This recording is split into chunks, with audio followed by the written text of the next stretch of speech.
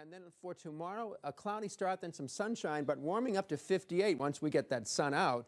And as far as the marathon goes, weekend, the nice day for the marathon. Boston Marathon went off without a hitch. 27,000 athletes from across the globe came here to start their trek to Boston. I was working in the emergency department. A lot of our residents and some of our attending doctors actually work the Boston Marathon. One of them called, and she said, I think something happened down here. There was an explosion or something, and we might get a few. And the next thing I know, the radio's going off.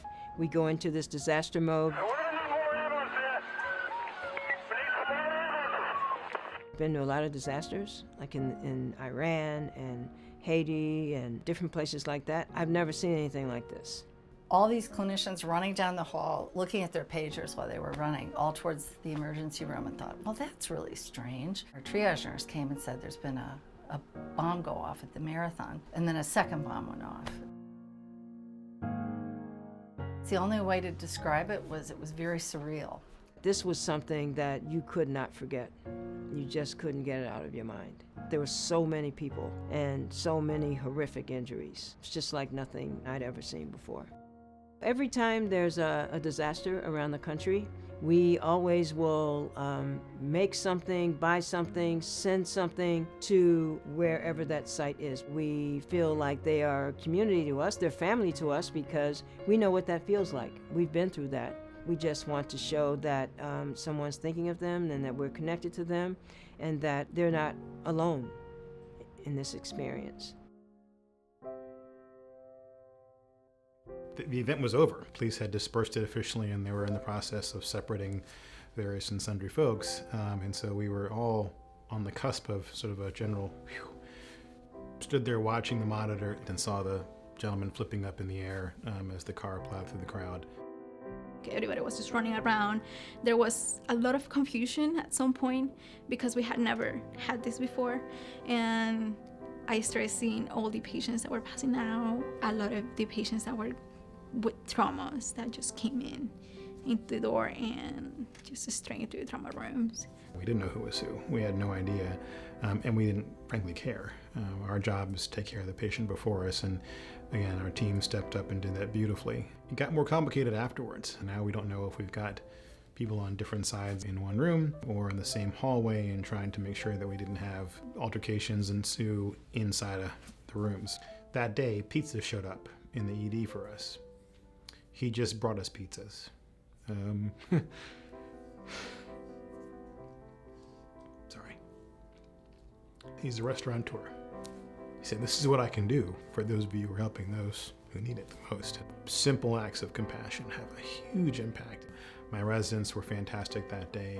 It was one of the proudest moments I've had as a physician, to be honest, and that includes being involved in 9/11 directly as a caregiver. The feelings that I personally experienced immediately after, in particular, were feelings of being attacked, feelings of sort of the most fundamental insecurity, and at the same time trying to take care of patients.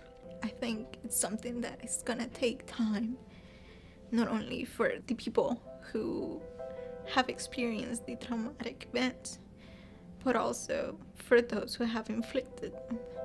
Knowing that feeling of what's the next thing is going to happen is real. It's a group PTSD. It isn't just the individuals. And so you end up in part of where I think the work that we're still working on here at UVA, and I imagine other places that have experienced similar events, is to do that work together so that we're not on islands. It just started off as a great night. We had a great crew on. Everything seemed super, super normal. The phone was ringing so much, and so I picked it up, and it was Aurora Dispatch asking us how many critical patients we could take. Usually someone comes in, they come in with an ambulance crew, and they say, okay, these are the injuries, this is what we've done, this is what happened. In this instance, it's not. Someone's pulling up to your ambulance bay, your doors are opening, and you have zero idea what to expect. And I think that adds another element of sort of fear, because what if you're missing something? A police officer actually handed me a teenager, and she was shot several times, but she kept crying for her mother, and I'm a mother. I really felt like in that moment I had to be her mom. I had a moment in the hallway where I broke down, and I remember a janitor came up to me and was like, are you okay? And I felt in that moment like I didn't know, because I hadn't had any time to process it. I didn't know where to go with those feelings, and it just felt so incredibly overwhelming. Nothing in life can prepare you for what you see when such a mass casualty happens. I was not at all prepared for what we saw and heard and felt that night. On the anniversary of that, every single year, even if I don't necessarily remember, oh, it's July 20th, my body remembers, and I feel like anxious. I just went to the movies with my two girls this last week, and a man walked in, and he was by himself, and I didn't even watch the movie, I watched that man the entire movie. But the most poignant for me is the fact that it was a movie theater with the movie that was showing was a Batman movie. It's a children's hospital, and so there's a lot of different characters that kids really relate to, and Batman's one of them. So people wear a lot of Batman stuff. Kids talk about Batman, and it's something that I've had to learn to deal with because I can't separate it. Those images, they will forever be in your head. You can't get rid of them. When Newtown happened, we did send cards. That was great. That felt really good. It felt like almost a sister and brotherhood. Like, we feel you. We don't know you, and we'll probably never meet, but we're praying for you. We're thinking about you.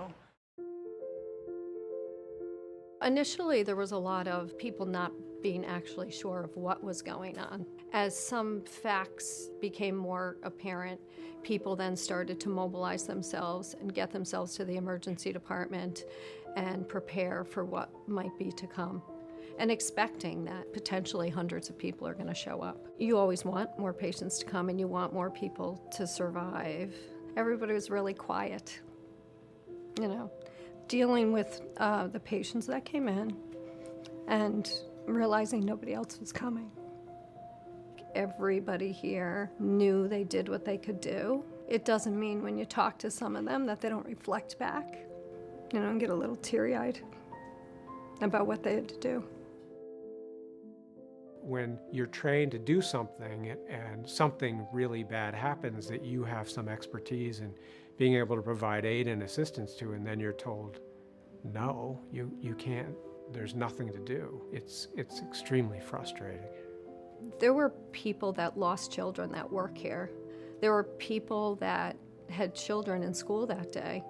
At that moment, there was one of our ED physicians, his children go to that school. I think everybody felt the emotional hit. I mean, some people openly cried. Other people were very stoic. Head of psychiatry in Las Vegas called me within a few days of that shooting. We can't predict these things. They're going to happen again, and we need to be available to others when something like this happens to help lend some wisdom and support to them. We got notes and cards and support and food from emergency departments from all over the United States. And when other tragedies happen in the United States now, we send cards to them. So we're supporting each other. A lot of people felt exposed, like this could happen in our backyard. And it did happen in the backyard of this hospital. And if that could happen in Sandy Hook, Connecticut, what else is going to happen? What do we have to do to prepare for the next thing? I mean, we hope it never comes, but if there is a next thing, we have to be able to take care of patients.